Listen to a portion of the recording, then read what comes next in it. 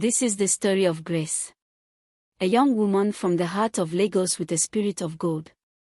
And Michael, a man whose wealth had built walls around a heart that had forgotten how to trust. Their destinies were forever changed by a simple plate of food, a hidden identity, and the profound power of selfless kindness. For every young soul searching for love and every family hoping for a blessed union, remember this: true character is not revealed in grand gestures, but in the quiet, unseen moments when no one is watching. The way a person treats those who can do nothing for them speaks volumes about the heart you are inviting into your life.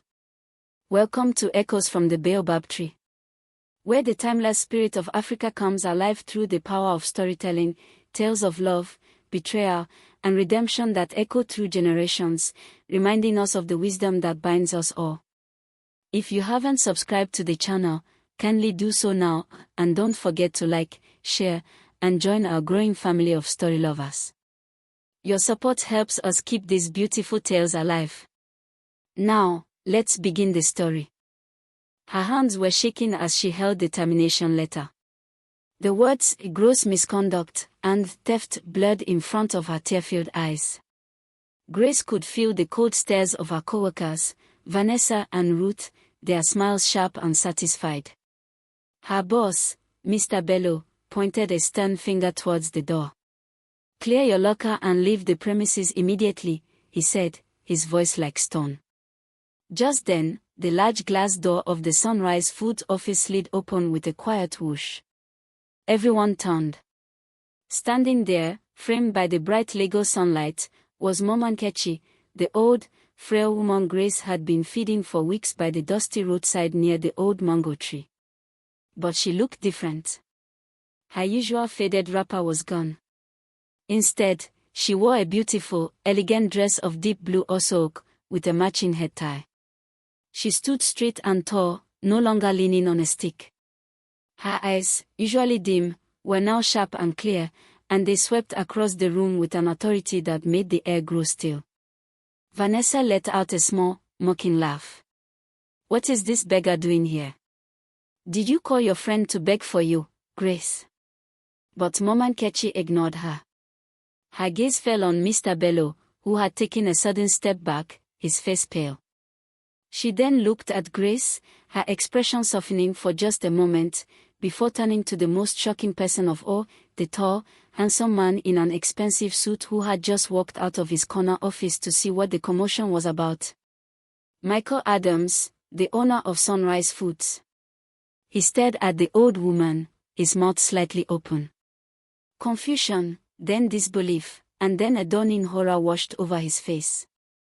Mama Nkechi took a calm step forward, her voice strong and clear, ringing across the suddenly silent office.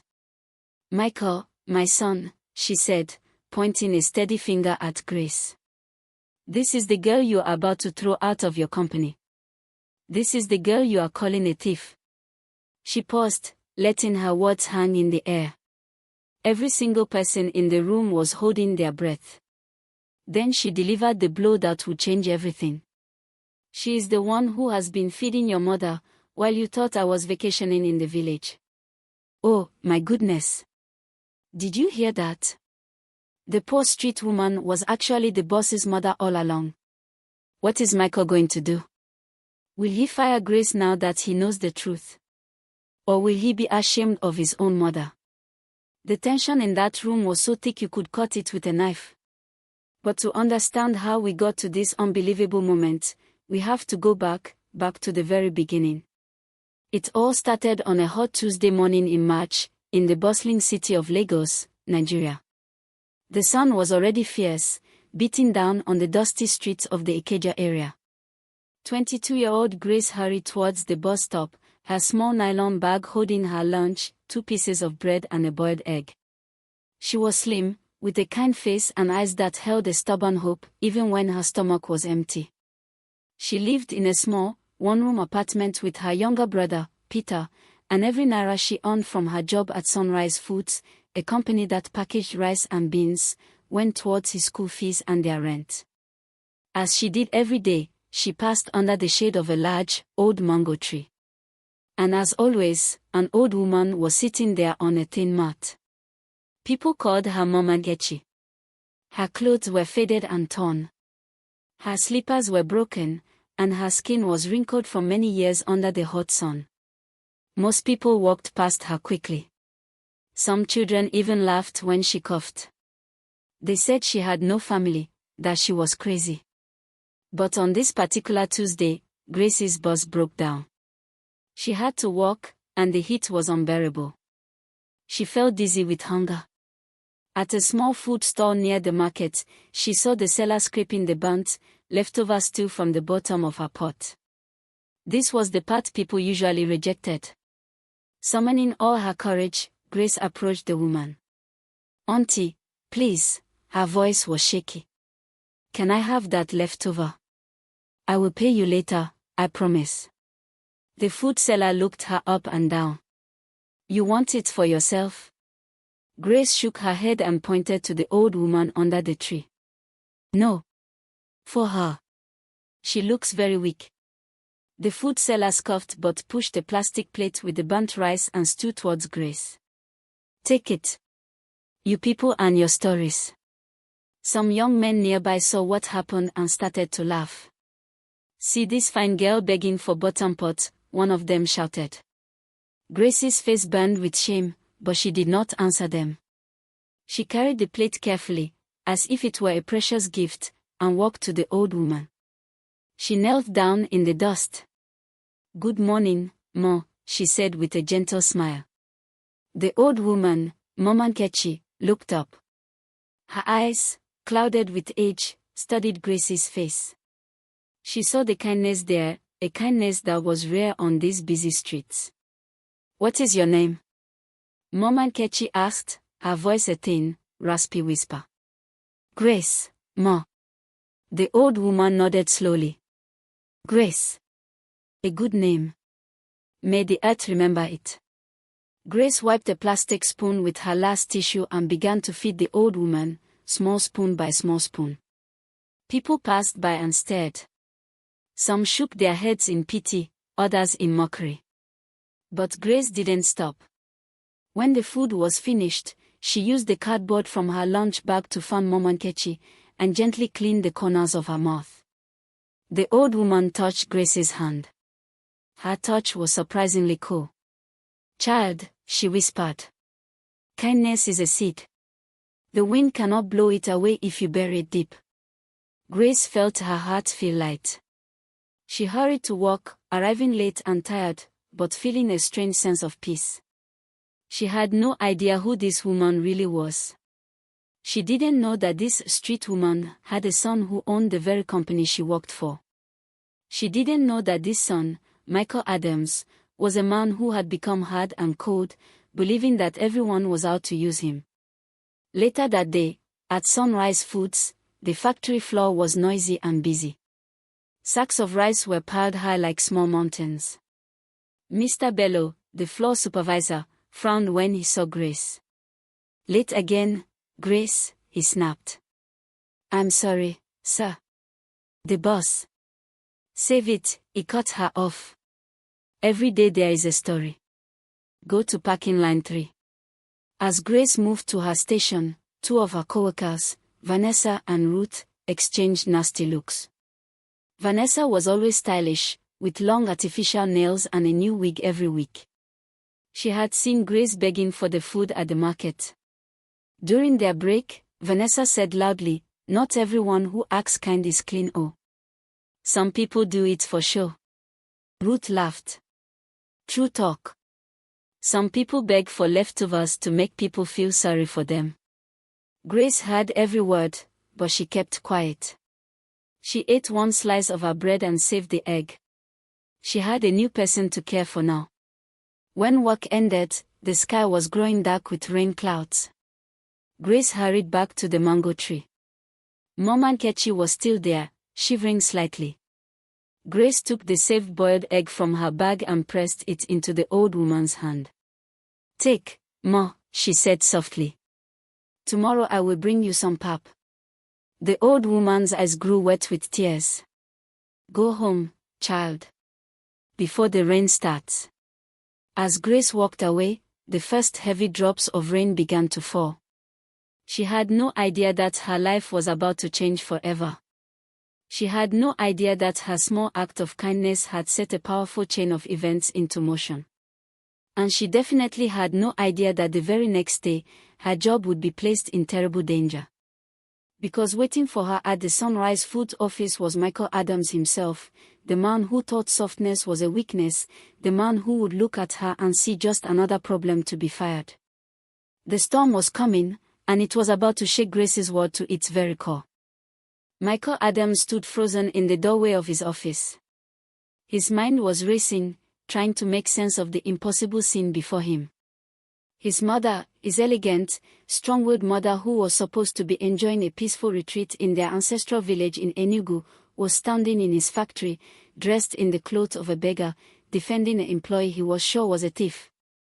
"Mama," he finally whispered, the word catching in his throat. What is this? What are you doing here?" The entire office was a statue garden of shocked people. Mr. Bellow's mouth hung open. Vanessa's smug smile had melted into a confused frown. But Grace felt the world tilt beneath her. Mama Nkechi is Michael Adams' mother. The bread and egg she had eaten for lunch felt like a rock in her stomach. She had been feeding the boss's mother like a stray dog. Shame, hot and sharp, washed over her. Had she offended her? Had her pity been an insult? Mama Nkechi kept her steady gaze on her son. "I am here, Michael, because I needed to see with my own eyes. I needed to know if the son I raised in a home filled with love had become a man with a heart of stone in this concrete city." She then turned slowly, her eyes sweeping over Vanessa, Ruth, and Mr. Bello, who all seemed to be trying to shrink into the walls. "And I needed to see the character of the people who work for you," she continued, her voice dropping, but somehow becoming even more powerful. "I have seen it. I have seen lies, jealousy, and cruelty. But I have also seen," she said, turning back to Grace, her expression softening, "a kindness so pure, it asks for nothing in return." Michael's face was a battlefield of emotions. Confusion fought with anger, and embarrassment wrestled with a dawning, horrible understanding. He took a step forward, his voice tight. "Mama, this is not the place for this. Let us go upstairs to my office and—" "No." Mama Nkechi's voice cut through the air like a knife. "This is exactly the place. You were about to publicly disgrace this young woman based on a lie. The truth will also be heard publicly." She pointed a finger at the termination letter in Grace's trembling hand. "That paper is a lie. The money was not stolen by Grace. It was planted in her locker." A collective gasp rippled through the room. Vanessa's face went from confused to panicked. "She is lying. The old woman is crazy." But the confidence in Mama Nkechi's eyes silenced her. Michael looked from his mother's determined face to Grace's pale, terrified one, and then to the guilty shift in Vanessa's eyes. The unshakable certainty he had felt just minutes ago was crumbling. The wall he had built around his heart had a massive crack in it, and the truth was beginning to seep through. Can you believe the courage of this old woman? To stand in front of everyone and reveal such a stunning secret. But wait, how does she know the money was planted? Did she see something? And what will Michael do now? Will he listen to his mother, or will his pride win? Oh, the drama is just beginning. But let us rewind a little, to the days leading up to this explosive confrontation, to see how the web of lies was woven around poor Grace. It was Thursday, 2 days after Grace first fed Mama Nkechi. The rain from the previous evening had left the air fresh, but Grace's spirit was heavy. She had been late again because she stopped to give Mama Nkechi the pap she had promised. Mr. Bello had given her a final, stern warning. "One more time, Grace. Just one more time and you are out," he had said, his finger jabbing the air near her face. The factory floor felt more hostile than usual. Vanessa and her friends would whisper and laugh whenever she passed by. During her lunch break, Grace found a quiet corner to eat her solitary meal. She had brought extra today, a small portion of beans and plantain, hoping to take it to Mom Nkechi after work. As she ate, she didn't notice Vanessa watching her from across the room, a nasty idea forming in her mind. Vanessa wanted Grace gone. She was beautiful, hardworking, and now, with the old woman's story, she was getting a different kind of attention. Vanessa, who craved the spotlight, couldn't stand it. She saw how Mr. Bello sometimes looked at Grace with a hint of pity. She wanted that pity to turn to disgust. Later that afternoon, an opportunity presented itself. Mr. Bello called Vanessa into his office to give her a small envelope of petty cash to buy soft drinks for the team, a reward for meeting a weekly target. As she took the envelope, she saw him get distracted by a phone call. He waved her away, turning his back to her. A wicked thought flashed in Vanessa's mind. This was it. She quickly slipped 2,000 naira notes from the envelope and hid them in her palm. She then left the office, her heart pounding with excitement, not guilt. She waited for the perfect moment. When Grace was sent to deliver a report to Mr. Bello's office, Vanessa saw her chance. As Grace walked away, Vanessa quickly and quietly slipped the stolen money into Grace's open locker, which she never locked, having nothing valuable to steal. She then went and bought the drinks with the remaining money, a sweet, innocent smile on her face. An hour later, the storm broke. Mr. Bello realized the money was short. He was furious. "Who was in my office?" he boomed. Vanessa, with a well-practiced look of concern, spoke up. "Sir, I collected the money, but I gave it to Grace to hold for a moment while I tied my shoe. She was the last person with it." The lie was delivered perfectly. A search was ordered. Mr. Bello, with Vanessa and Ruth trailing him like hungry hyenas, marched to the lockers. When he opened Grace's, the 2 crumpled naira notes fell out onto the floor. The silence was deadly. Grace felt the blood drain from her face. "No. Sir, I don't know how that got there. I didn't take any money," she cried, her voice trembling with panic. But the evidence was right there. Mr. Bello's face was a mask of disappointment and anger. "I warned you, Grace. I gave you chances. But a thief. I will not have a thief in my company." He wrote the termination letter on the spot. The shame was unbearable. Tears streamed down Grace's face as her co-workers gathered around, their eyes filled with judgment and scorn. This was more than losing a job, it was her name, her character, being destroyed. But what none of them knew was that a quiet witness had seen everything. Earlier that day, Mom Nkechi, feeling stronger from the food Grace had been giving her, had decided to walk closer to the factory gates, hoping to catch a glimpse of the kind girl at work. From her hidden spot near a packed truck, she had seen Vanessa's quick, furtive movement at Grace's locker. Her old eyes were still sharp, and she recognized the gesture of someone hiding something. She had seen the trap being set. She knew she had to act. But she couldn't reveal herself as a beggar, no one would listen. So, she did the only thing she could think of. She hurried back to the small room she was renting, a place her son knew nothing about. She washed up, and from a locked suitcase, she took out one of her finest outfits, the deep blue osook she had worn to her husband's funeral. It was time to stop being Mom Nkechi, the poor old woman. It was time to become Margaret Adams again. She arrived at the factory just as Grace was being handed her termination letter, her timing perfect, her dramatic entrance calculated to have the maximum impact. Back in the present, in the stunned silence of the office, Michael Adams finally found his voice. He looked at his mother, then at Grace, and then at Vanessa. "Everyone," he said, his voice low and dangerous.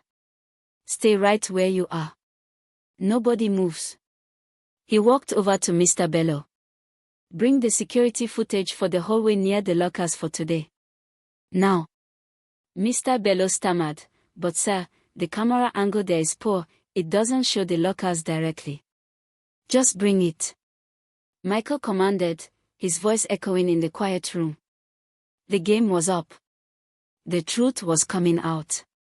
But as a security guard ran to fetch the recordings, a new fear gripped Grace. Even if she was cleared of theft, what then? She had still been late.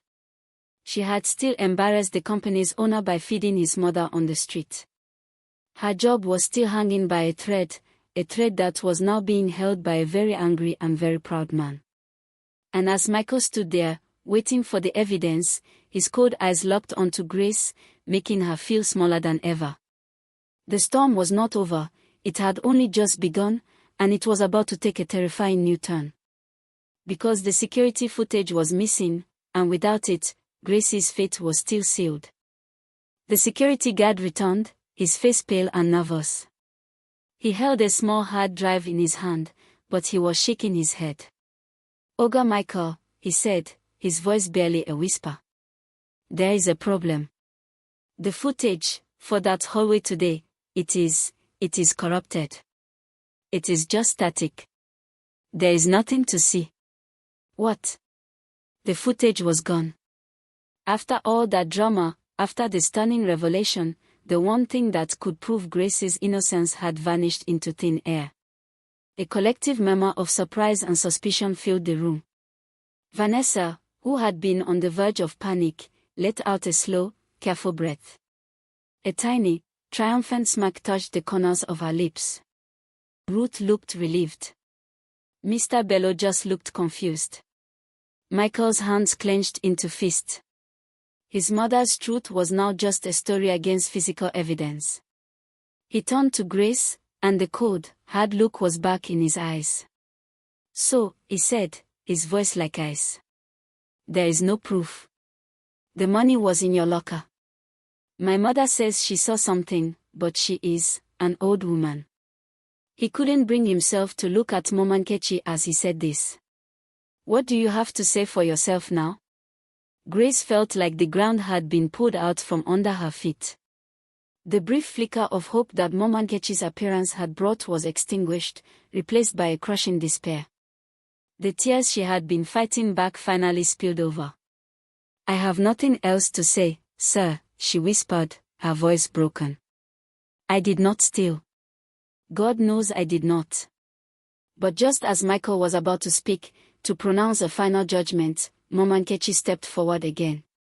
Her composure was unshakable. "The camera is not the only one that sees, my son," she said, her voice calm but firm. "The eyes of people see. The ears of people hear. You are so quick to believe a machine, but you will not believe the word of your own mother. Or the character of a girl who has shown nothing but goodness." She walked slowly towards Vanessa. Vanessa tried to hold her gaze, but she couldn't. She looked down at her expensive shoes. "This one," Mama Nkechi said, pointing at Vanessa. "She laughs when others fall. She smiles when she has caused pain. Do you not see the evil in her eyes? Or have you been in your office for so long that you can no longer tell a good person from a wicked one?" The room was so quiet you could hear the hum of the fluorescent lights. Michael was trapped. His business mind told him to follow the evidence, to fire Grace and be done with it.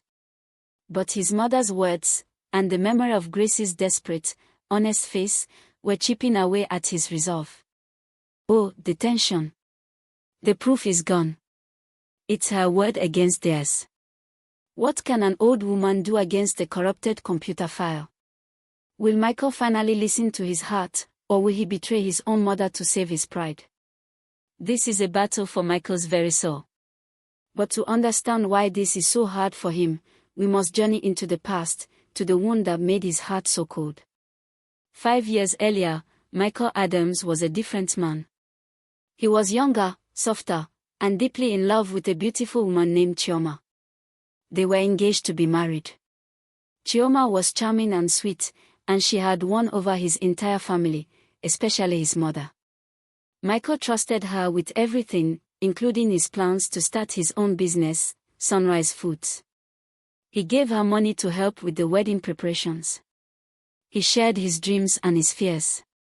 But Chioma was not what she seemed. One day, Michael discovered the truth. She had been stealing large amounts of money from his personal account. She had been lying about her past. She was only with him for his family's wealth. The day he confronted her, she laughed in his face. "You are a fool, Michael," she had said. "So easy to trick with a pretty smile." She disappeared the next day, taking a significant amount of his startup capital with her. The betrayal almost destroyed him. It hardened him. He vowed never to be fooled again. He built walls around his heart so high that no one could get in. He started to see every smile as a possible trick, every kind gesture as a scheme. He began to run his company with strict, unbending rules, because rules could not lie. People could. This was the man Grace was facing. A man who had built his success on the ashes of his own broken trust. Back in the office, Michael was struggling. He looked at Grace, seeing not a thief, but a girl who was crying, not with the drama of a caught criminal, but with the quiet shame of someone who had been deeply wronged. He saw his mother, a woman of immense integrity, standing firmly by her side. He made a decision. "Grace," he said, his voice still stern, but losing some of its ice. "Your suspension for the theft allegation is lifted." A wave of shock passed through the room. Vanessa's jaw dropped. "But," Michael continued, raising his voice, "you have still been consistently late. That is a separate issue. You are not fired, but you are given a final written warning. One more late arrival, and you are done. Do you understand?" Grace could only nod, wiping her tears with the back of her hand. It was not a full victory, but it was a chance. It was a lifeline. "And you," Michael said, turning to Vanessa, Mr. Bello, and Ruth. "The investigation is not over. I will be looking into the corrupted footage very closely. And I will be watching all of you." He then walked to his mother. "Mama, let's go to my office. We need to talk." As Michael and his mother left the main office, the spell was broken. Workers slowly returned to their stations, buzzing with gossip. Mr. Bello hurried away, looking embarrassed. Vanessa shot Grace a look of pure, undiluted hatred before storming off, Ruth trailing behind her. Grace stood alone in the middle of the room, the termination letter now void, crumpled in her hand. She felt weak with relief and confusion. She still had her job. But for how long? Vanessa was now her sworn enemy. And her boss was the son of the woman she had pity-fed for weeks. The shame of that thought made her cheeks burn. The rest of the day passed in a blur. Whispers followed her everywhere. Some people looked at her with new respect, others with even more jealousy. When the closing bell finally rang, Grace was the first to leave. She needed to see Mama Nkechi. She needed to understand. She ran to the spot under the mango tree, but it was empty. A sudden fear gripped her heart. Where was she? Was she okay? Just then, a sleek black car, the same one she had seen near the clinic, pulled up beside her. The window rolled down, and the driver nodded at her. "Madam asked me to tell you that she is well. She is at her son's house now," he said gently. Grace just stared, unable to form words. The world had turned upside down.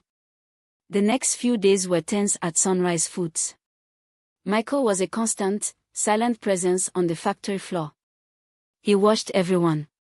Vanessa and her friends were unusually quiet. Grace worked like a machine, terrified of being a single minute late. She arrived an hour early every day, waiting by the gate until it opened. She missed seeing Mama Nkechi. She missed their simple conversations. She felt a strange loneliness she hadn't felt before. On Thursday afternoon, a week after the dramatic event, Grace was packing rice on line 3 when she felt a presence behind her. She turned. It was Michael. Her heart jumped into her throat. "Come with me," he said simply. He led her not to his office, but to the small company canteen. He bought 2 bottles of cold malt drink and pushed one towards her. "I owe you an apology," he said, not looking at her directly. "For the way I treated you. My mother, she has helped me to see things more clearly." Grace was stunned. "Thank you, sir," she whispered. "I also want to thank you," he continued, his voice low, "for taking care of her when she disappeared. I was angry. I thought she was being difficult. I did not know she was living on the street. I would never have allowed that." He finally looked at her, and for the first time, Grace saw something other than coldness in his eyes. She saw pain and gratitude. "It was nothing, sir," Grace said. "I was just—" "You were being a good human," Michael finished for her. "Something I had forgotten how to be." They sat in silence for a moment, drinking their malt.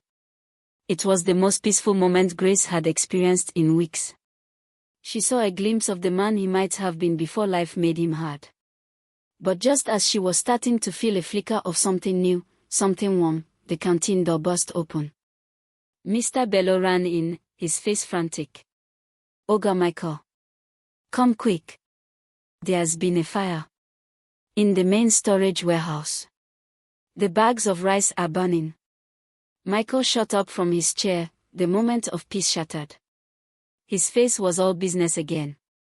"What? How?" He ran out of the canteen without a backward glance. Grace sat frozen, the bottle of malt still in her hand. "A fire. How did it start? Was it an accident? Or was it something more deliberate?" A cold dread filled her as she remembered the look of hatred in Vanessa's eyes. This was no accident. This was an attack. And as she ran out to see the thick, black smoke rising from the back of the factory, she knew with a terrifying certainty that the war for Sunrise Foods had just begun, and she was right in the middle of it. Black smoke billowed into the sky, a dark stain against the bright blue afternoon. The air, usually filled with the hum of machines and the scent of raw rice, was now thick with the ugly smell of burning grain and plastic. Workers were running and shouting, their voices panicked. "Fire! Fire in Warehouse B." Grace dropped her malt drink, the bottle shattering on the canteen floor, but she didn't even notice. She ran after Michael, her heart hammering against her ribs. This was worse than being accused of theft. A fire could destroy everything, the company, their jobs, everything. Michael was already a man transformed. He shouted orders, his voice cutting through the chaos like a knife. "You! Form a bucket line from the borehole. You! Call the fire service now. Bello, get everyone away from the building." He wasn't the cold, office-bound boss anymore. He was a leader, throwing himself into the crisis. He grabbed the fire extinguisher from the wall and ran towards the warehouse doors, where orange flames could be seen leaking at the windows. Grace didn't stop to think. She saw the fear in the other workers' eyes, the paralysis. She ran to the women who were just standing and screaming. "Auntie Ruth. Don't just stand there. Help us with the buckets." Her voice, usually so soft, was now strong and commanding. Ruth, startled out of her panic, nodded and started organizing the women. Grace joined the bucket brigade, a human chain passing buckets of water from the factory's borehole well towards the burning warehouse. The water was heavy, sloshing over and soaking her cheap clothes, but she didn't care. Her hands ached, her back screamed in protest, but she kept going, her eyes fixed on the smoke, on Michael, who was now at the front line, fighting the fire directly. Through the smoke and chaos, their eyes met for a single, breathless moment. He saw her, not as a problem employee, but as a soldier in this battle, her face smudged with soot, her body straining with effort. In that moment, something shifted between them. The last of the ice in his gaze melted, replaced by a spark of fierce respect. Finally, with a long, screaming siren, the Lagos Fire Service arrived. They took over, their hoses and professional equipment quickly dousing the flames that the buckets could not reach. When the last ember was out, warehouse B stood damaged, its walls blackened, but the main factory was saved. The silence that followed was almost as loud as the fire had been. Workers stood around, exhausted and covered in grime, staring at the damage. Michael stood with the fire chief, his white shirt now grey with ash and soaked with water. "The cause?" Michael asked, his voice hoarse from the smoke. The fire chief, a serious-looking man, pointed to a corner of the warehouse. "It started over there. It was not an electrical fault. This was deliberate. We found a rag soaked in petrol and a matchbox.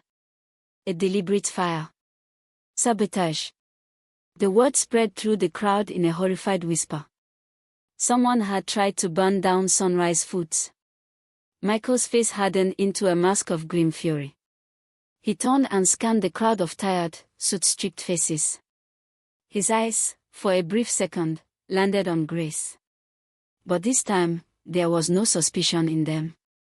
There was a question. An unspoken alliance had been forged in the fire. Can you believe it? Someone actually tried to burn down the factory. This has gone from office gossip to a serious crime. Who would do such a dangerous thing? Was it Vanessa? Or someone else? The game has changed, my friends. This is no longer about stolen money, this is about lives. But in the middle of all this destruction, a tiny seed of something new began to grow between Grace and Michael. But let's rewind to the moments right after the fire was put out, to see how that seed was planted. Later that evening, long after the fire service had left and the shocked workers had been sent home, Grace was still there. She was helping a few cleaners sweep up the water and debris near the entrance of the factory. She was exhausted, every muscle in her body aching, but she felt she couldn't leave. Not yet. She didn't hear Michael approach.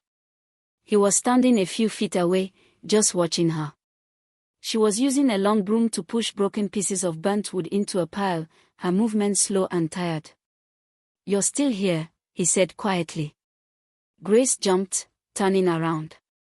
"Sir. I was just helping to clean a little."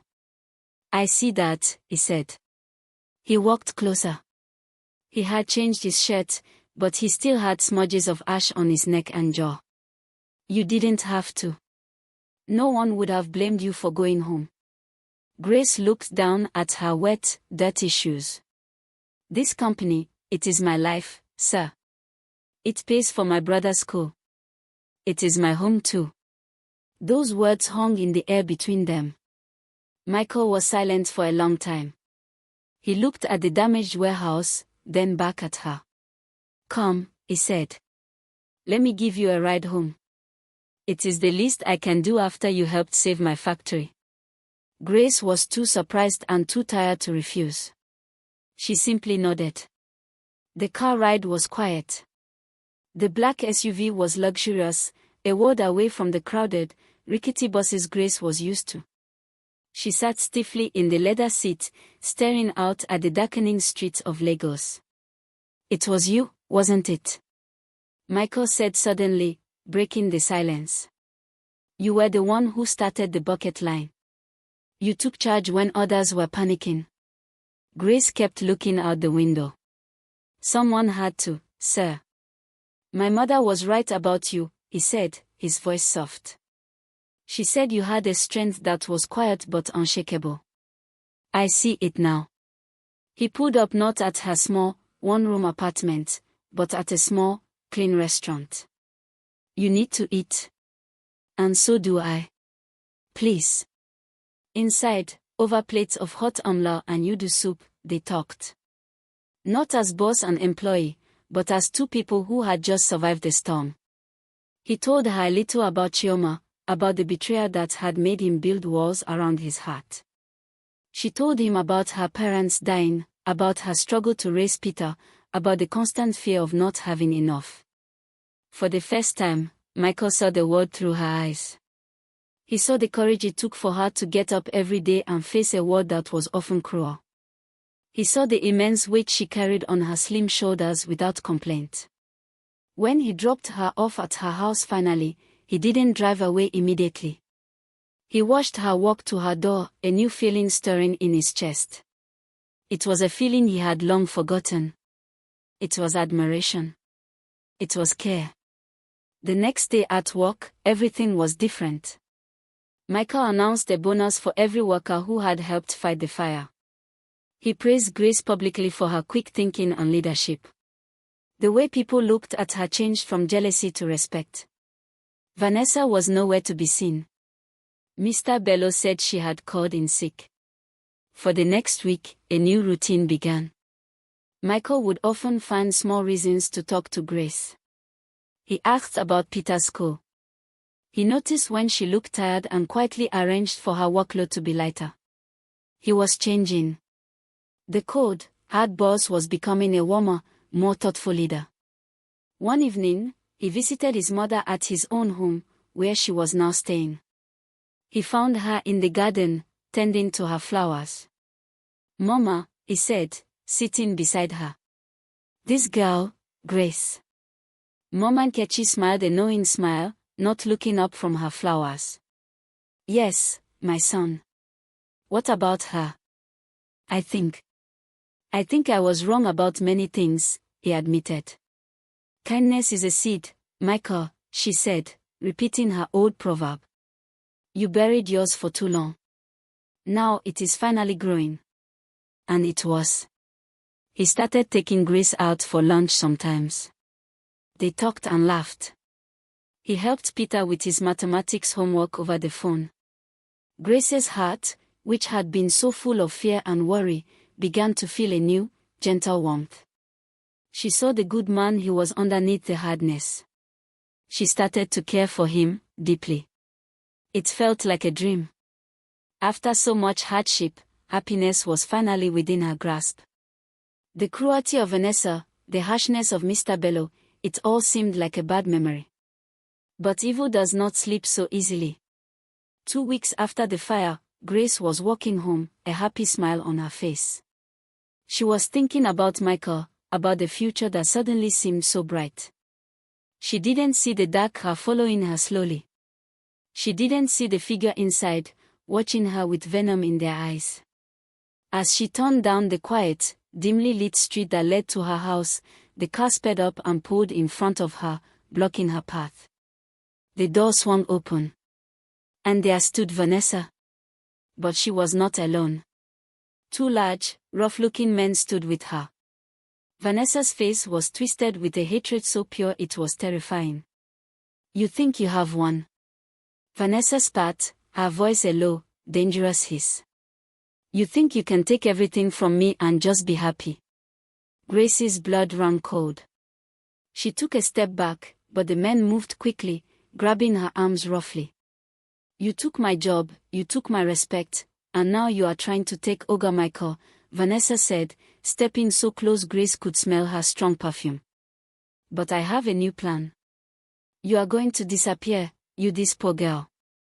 And when they find you, no one will ever connect you to me." Grace tried to scream, but one of the men clamped a hand over her mouth. The world went dark as a sack was thrown over her head. She was dragged, kicking and fighting, into the car. The door slammed shut, and the car sped off into the night, leaving a happy future behind on the dark. The world was darkness and the smell of stale petrol. The rough sack over her head scratched against Grace's face, and the fear was a living thing, clawing at her throat. The car bounced over rough roads, and the hands that held her were like iron, bruising her arms. She could hear Vanessa's voice, cold and triumphant, talking to the men. "Drive to the old warehouse near the wharf. No one goes there at night." Tears of pure terror mixed with the sweat on Grace's face. "Peter, what will happen to you?" "Michael." Her heart ached at the thought of him. After all the hope, after feeling his heart finally opening, it was going to end like this, in some lonely, dark place. She prayed silently, her mother's face appearing in her mind, a memory of a lullaby in the darkness. Meanwhile, at his home in Victoria Island, Michael was feeling a restlessness he couldn't explain. He had called Grace's phone 3 times, and it had gone straight to voicemail. It wasn't like her. Not after they had started talking every evening. A cold dread, different from anything he had felt before, began to pull in his stomach. He called her brother, Peter. The boy's voice was small and scared. "She has not come home, sir. She is never this late." That was all Michael needed to hear. He moved with a furious, focused energy. He called his head of security. "Trace Grace's phone. Now. And get me the location of Vanessa. I want to know where she is right this minute." He then did something he hadn't done in years. He knelt by his bed and prayed. "God, please. Let her be safe. I just found her. Don't let me lose her." Back in the boot of the moving car, Grace's mind raced. She remembered the small, sharp penknife she always kept in the pocket of her skirt for cutting fruit. Her hands were tied behind her back, but the men had been careless. They had tied her wrist in front of her, thinking a small girl could not escape. It was their first mistake. Fumbling, her fingers numb with fear, she managed to pry the small knife open. She sawed desperately at the rough rope, the knife blade digging into her own skin in the process. But she didn't care. The pain was nothing compared to the terror. After what felt like an eternity, the ropes loosened and fell away. Her heart hammered. The car was slowing down. She could hear the sound of water lapping. They were at the wharf. This was her only chance. She quietly felt for the internal release lever inside the boot. She had seen it in a movie once. She prayed it was the same. Her fingers brushed against the small, cool metal handle. She pulled it. With a quiet thunk, the boot door unlocked. Just as the car came to a complete stop, Grace pushed the boot open with all her strength and scrambled out, tearing the sack from her head. She stumbled, falling onto the gravel ground, gasping in the fresh, salty air. Vanessa and the 2 men were stunned for a crucial second. "Catch her!" Vanessa shrieked. Grace ran. She ran faster than she had ever run in her life, her lungs burning, not towards the dark, empty road, but towards the bright lights of the main wharf area in the distance, where she could see the silhouettes of night guards. But the men were faster. One of them caught up to her, grabbing her arm and spinning her around. His hand was raised to strike her. "Get away from her." The voice was a roar of pure fury that echoed across the empty wharf. Everyone froze. Standing there, under a lone flickering streetlight, was Michael. Behind him, 2 cars with blinding headlights screeched to a halt, and his security team, along with 2 police officers, poured out. Michael's face was a mask of terrifying anger. He didn't even look at the men. He looked straight at Vanessa, who had frozen in place, her face a picture of sheer horror. "Vanessa," he said, his voice dangerously quiet. "It is over." The police quickly arrested the 2 thugs, who offered no resistance. Vanessa was handcuffed, her head bowed in defeat. As she was led away, she muttered, "She doesn't deserve it. She doesn't deserve any of it." But Michael wasn't listening. He was at Grace's side, his hands gently cupping her face, wiping the dirt and tears from her cheeks. His own eyes were wet. "Grace. I am so sorry. I am so sorry I didn't protect you," he whispered, his voice breaking. Grace collapsed into his arms, sobbing with relief. She was safe. He had come for her. The aftermath was swift. With Vanessa's confession, everything became clear. She had corrupted the security footage to hide her theft. In a fit of jealous rage after seeing Michael and Grace growing closer, she had started the fire, hoping to ruin Michael and frame Grace further. And when that failed, she had resorted to kidnapping.